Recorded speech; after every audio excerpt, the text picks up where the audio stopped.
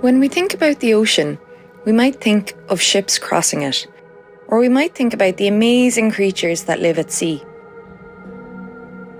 Whales are, without a doubt, one of the most emblematic animals that seafarers constantly encounter in their travels. Whales' migration patterns, as well as their feeding, nursing, resting and mating grounds, do intersect with shipping activities. According to the IMO and NOAA, all sizes and types of ship or vessel, including recreational, commercial and governmental vessels, have the potential to collide with nearly all marine species. It is the collective responsibility of all stakeholders within the shipping industry to actively contribute to the mitigation efforts and protection of whales. Vessel damage notwithstanding, the whale will likely come off the worse in the exchange. Damage to small vessels ranging from minor to extreme has resulted from ship strikes of cetaceans. So, let's talk about ships striking whales and what we can and should do about it.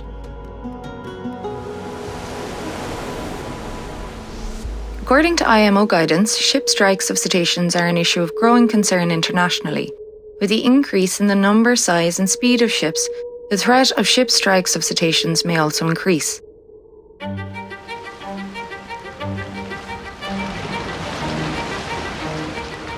Navigators face substantial challenges in detecting and observing whales in the vicinity of the ship.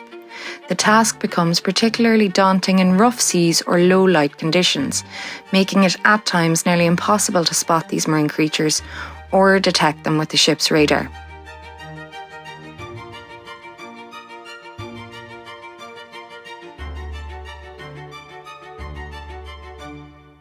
Often, the first challenge is simply learning where marine mammals are. Maps of habitat are slowly improving and charts are beginning to incorporate this information.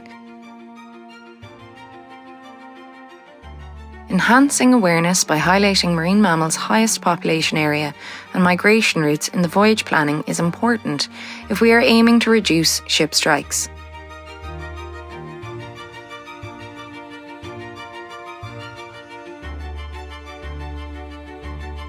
The World Shipping Council provides some of this information. Take a look, for example, at this chart of the northwestern Mediterranean Sea, which is a particularly sensitive area. In this region, the following voluntary actions are recommended. Navigating with particular caution in areas where large and medium cetaceans are detected or reported. Some companies have demonstrated good procedures for whale protection, and we believe it would be beneficial to share this advice. If a whale is spotted, reduce speed to a safe level, 10 to 13 knots or less, and make a wide turn to ensure a safe distance. The most severe and lethal injuries caused by ship strikes appear to be caused by vessels travelling 14 knots or faster. Always refrain from assuming that a whale will move away from our vessel. Exercise caution. In most cases, vessel operators do not see whales before they are hit, or they see them only a few minutes before the collision. Minimise or avoid travelling through whale habitats in critical areas, especially during the nighttime. Never position your ship directly in the path of a whale and avoid approaching whales head-on. When navigating near whales, steer behind their path to prevent crossing ahead of them. Actively seek and identify whales along the track line ahead of the ship. Avoid areas with reported concentrations of whales and never position a vessel between two or more whales. If whales approach your vessel, do not attempt to manoeuvre around them. Instead, slow down or stop if possible until the animal moves away. Keep a safe distance. Report sightings if applicable, and it is recommended that lookouts report all whale and whale blow sightings to the bridge officer of the watch. It is recommended to report collisions. In the event of a whale strike, inform the company. It is recommended to submit a detailed written report to the company within 24 hours of any such incident, and to report the event to the local authorities where applicable. It is recommended to make an entry in the logbook. This chart of Sri Lankan waters is a good example. In it, the red and green lines indicate traffic, while the blue dots indicate sightings of blue whales.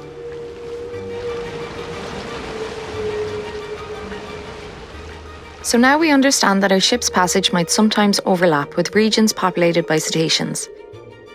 In light of that, what can we do to mitigate the risk? First, wherever possible, reroute shipping lanes to eliminate or decrease the level of overlap with important whale habitat. If avoiding whale habitat is not possible, introduce and enforce speed limits in critical whale habitat. Reduced vessel speeds have been shown to reduce the risk of collisions and associated mortality by up to 90%. Training courses to crews raise awareness about whales and why we must respect and protect them. Be aware that whales are not always on the move. Sometimes they might be sleeping or recovering, and they will be vulnerable as a result.